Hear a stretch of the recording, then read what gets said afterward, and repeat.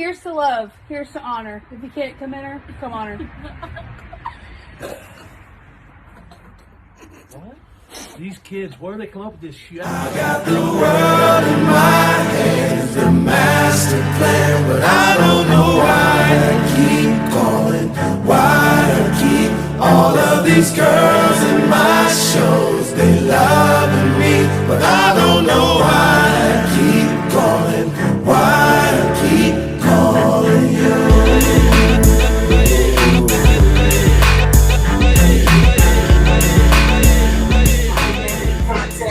But if it was, you don't got as much fame as me.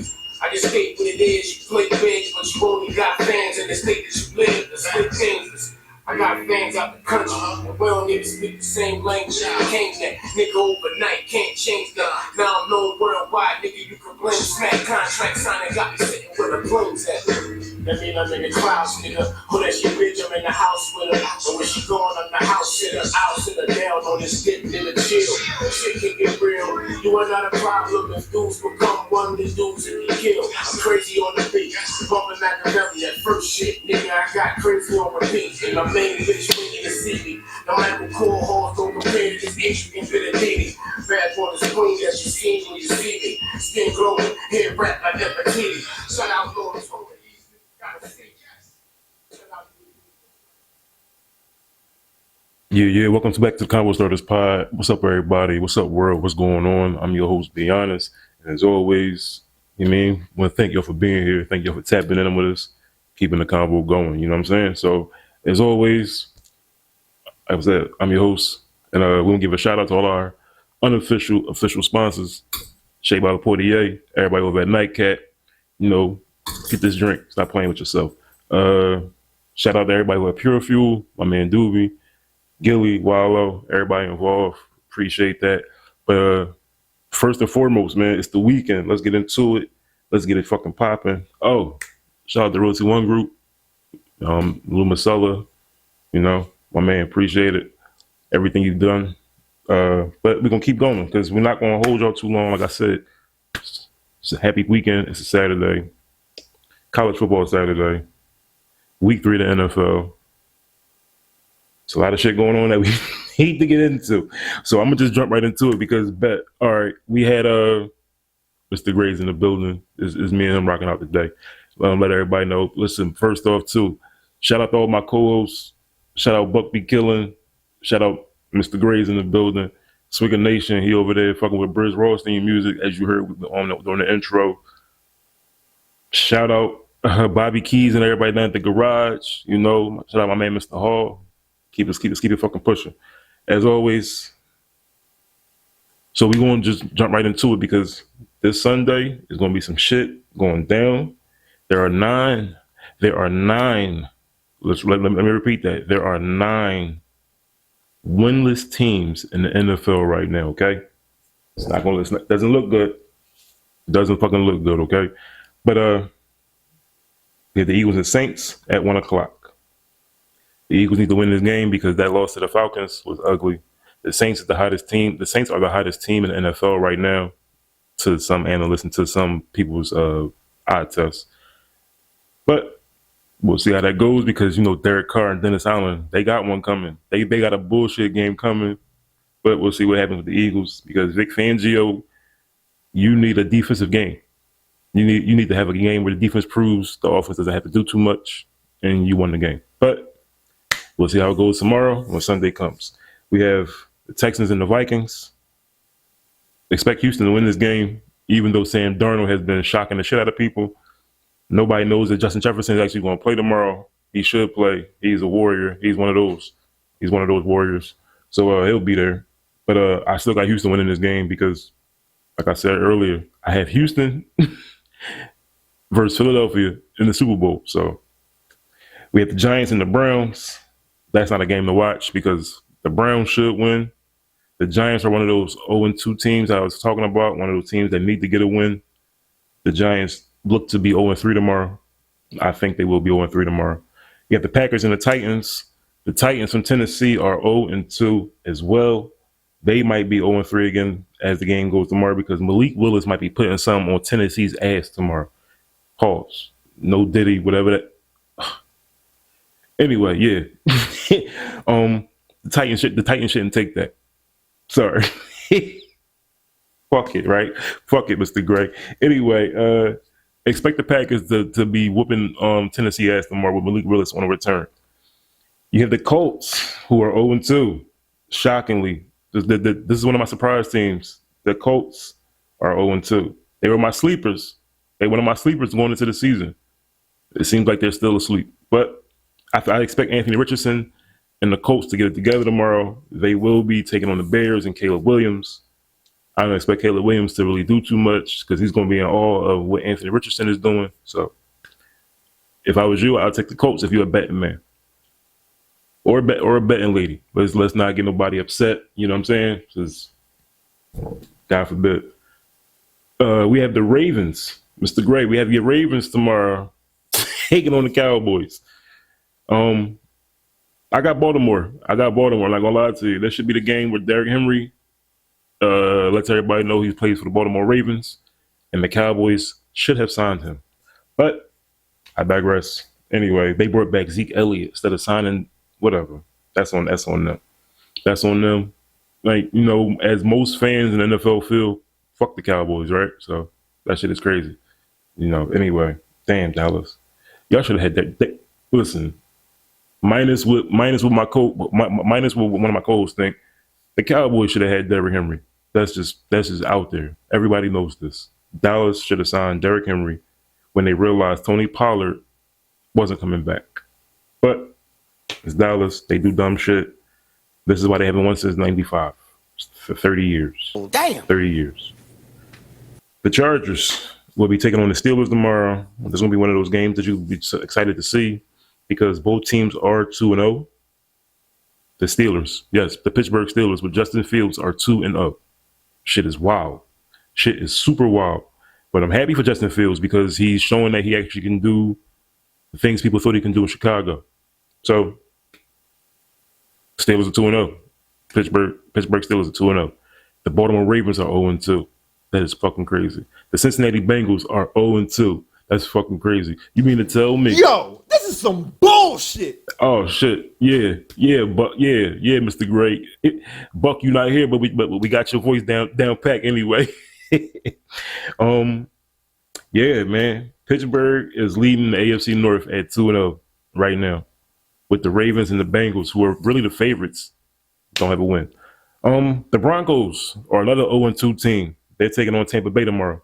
Mr. Hall, your Tampa Bay Bucks, whatever, though. Baker Mayfield. That's fucking crazy. I don't get it. That's like Justin Fields of Pittsburgh, but whatever.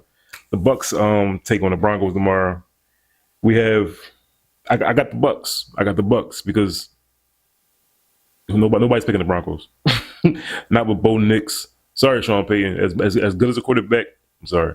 As good as a quarterback coach that you are, Sean Payton, and the way you motivate teams, Bo Nix is like 27 already. He's past that.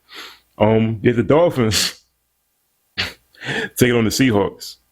The Dolphins don't have Tua. They might get smoked. Okay. The Lions are taking the Detroit Lions will be traveling to Arizona to take on the Cardinals. That's a toss-up game. This game is really a toss-up. It's a trap game for the Lions. Let's put it like that, because the Cardinals put up 41 points last week, and this is not one of those games where you think that they should take them light. I feel as though the Lions should come with everything they have in their bag, because Kyler Murray, Marvin Harrison Jr. with his emergence and things, his emergence as a rookie, it's only been one game for Marvin Harrison Jr., but at the same time, this is what we expected, right? So that's the game to watch. That game hopefully will be on your local channels so people can watch it live, like nationally, because the Lions and the Cardinals will be a good game. I feel as though it will be a good game. You have the Panthers and the Raiders at 4 o'clock as well. The Panthers are 0-2. As we know, Bryce Young got benched. His former girlfriend is now dating Tyrese Maxey, allegedly. But you know, the shit is crazy. So the Panthers are starting Andy Dalton tomorrow. You know, Andy Dalton will be starting in place of Bryce Young, but it will be the Raiders' home opener. and we look to smash the shit out of the Carolina Panthers. Dig what I'm saying? The only time you find me with a biased opinion, majority of the times I'm 99.5% I'm unbiased. So yeah, no, we're not losing to Carolina. I don't give a fuck. We're not going to be that team that gives Carolina their one win of the year. I would hate that. We have you have the 49ers and the Rams.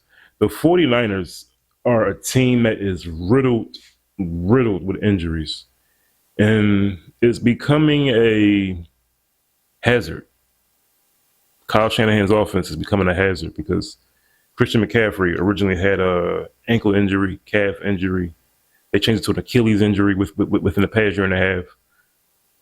He didn't participate in training camp really at all. You know, okay, cool. You know, he's into that status and stature where he doesn't really have to participate in training camp or certain OTAs, whatever the case may be. But you announce him being out for an injury. This is why he's not participating. Okay, that's why his season kind of ended early last year. That's kind of an injury he was dealing with that was nagging last year, right? Now he's been out the entire training camp, preseason, and he really didn't play this year at all. For CMC not to play and the Niners to be, you know, going into this game against the Rams,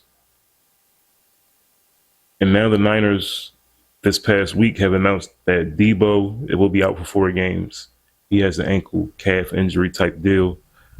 And recently, in the past 2 days, Thursday, you know, the reports go in for injuries to be reported for Sunday for all the bettors, you know, to get their lines correct. It's now been announced that George Kittle might not play on Sunday either. Who else do you have in the background, San Fran? What's going on down there in Santa Clara?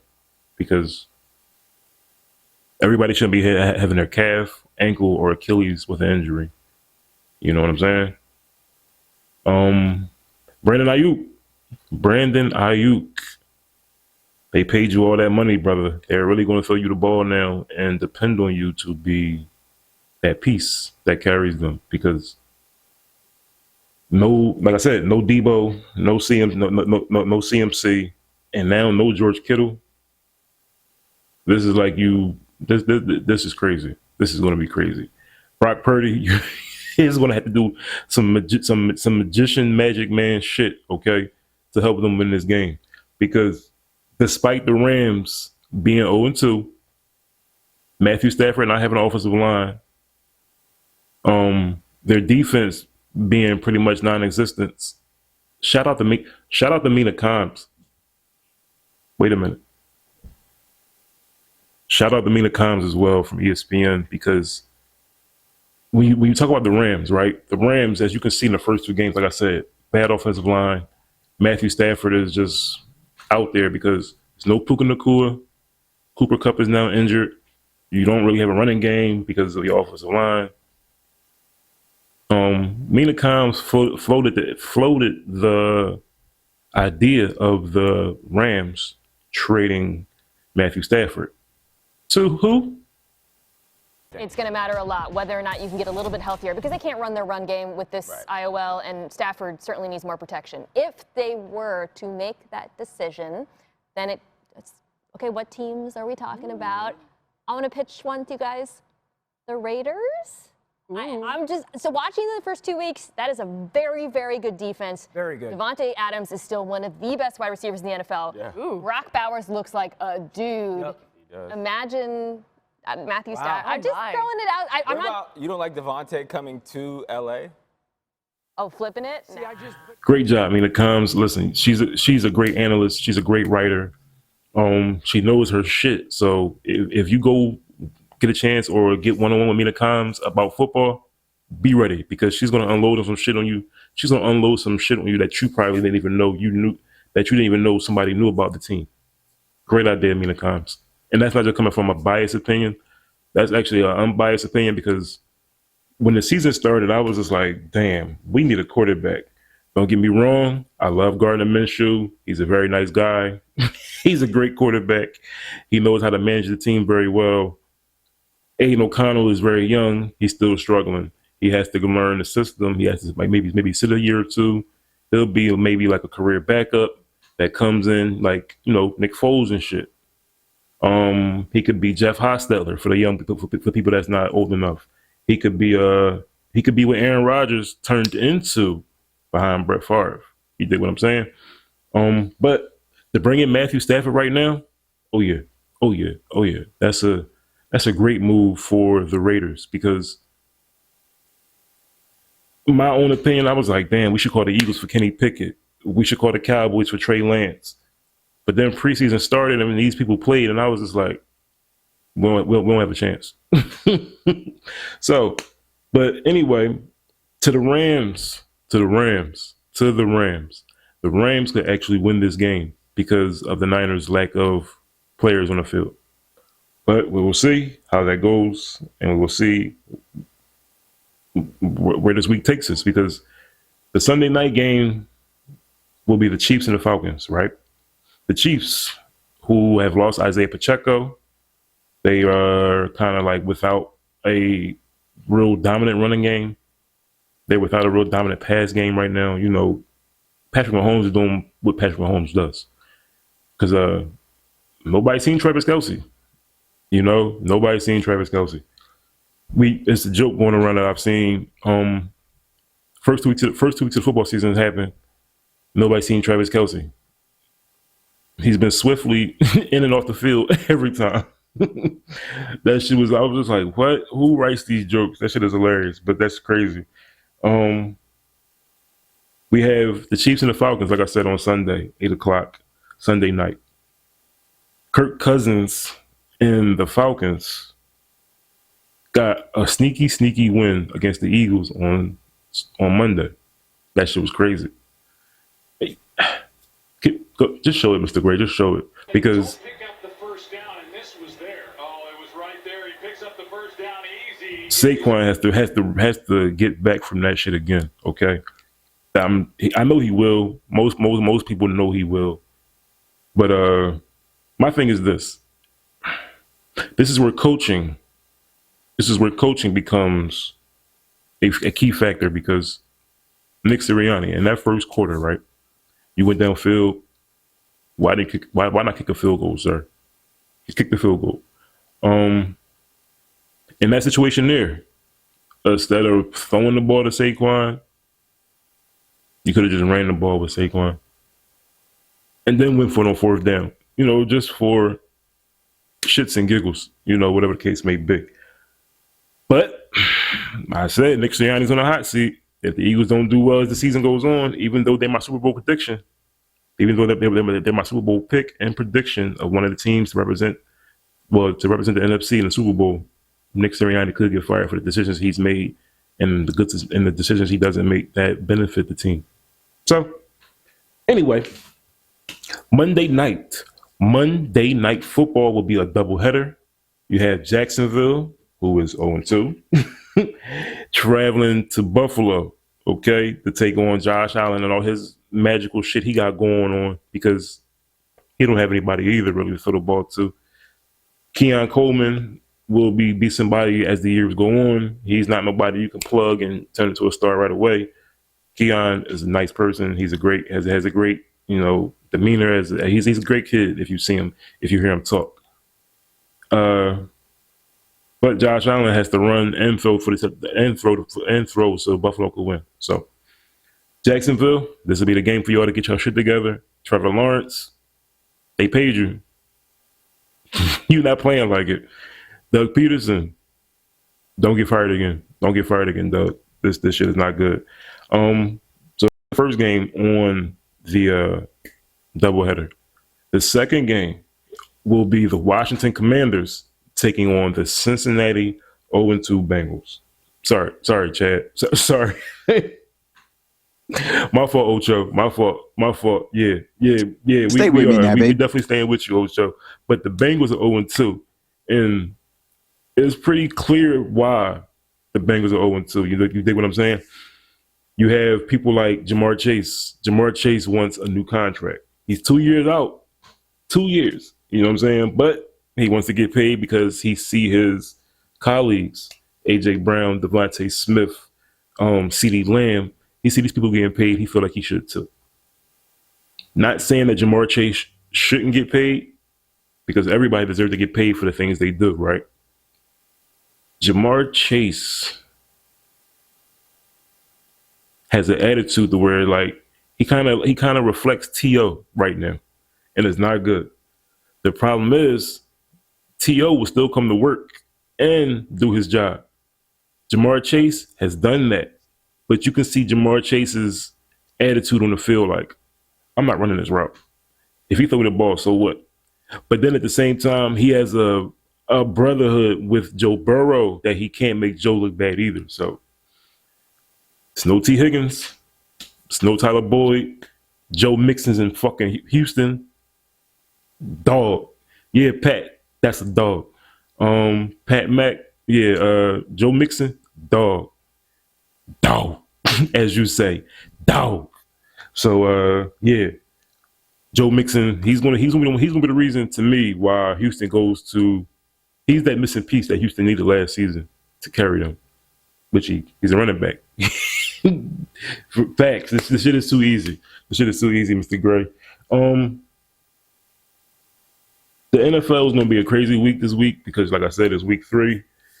Most people know after 4 weeks of NFL season, you can tell what teams are serious and what teams are shitty. Because you have your 2 and 2s, you'll have your 2s and 1, your 1 and 3s, you'll have your undefeateds, you'll have your 3 and 1s, and you have some teams that's winless. Because as it's looking right now, with this week going, with week 3 coming up, all 9 teams that have not won a game could still be winless after Sunday. Well, after Monday, because Jacksonville and Cincinnati.